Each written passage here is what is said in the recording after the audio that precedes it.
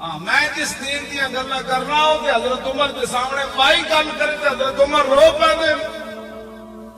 مائی گل کی تھی حضرت عمر ملک شام تو واپس آ رہے عبداللہ بن مسعود بھی نال تے مولا علی بھی نال حضرت عمر فرمان لگے یار تسی علیحدہ ہو جاؤ میں اپنی رعایا دی خبر لواں عمر دے بارے انہاں دا کی خیال ہے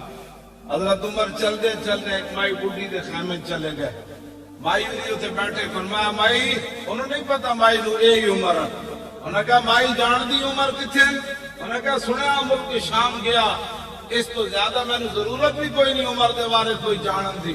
حضرت عمر چونک ہے فرمایا مائی خیر ہے عمر نال اتنی ناراض ہے انہوں نے کہا ناراض نہیں ہونا جدو دا حکمران بنیا میرے خیمے خبر لینی نہیں آیا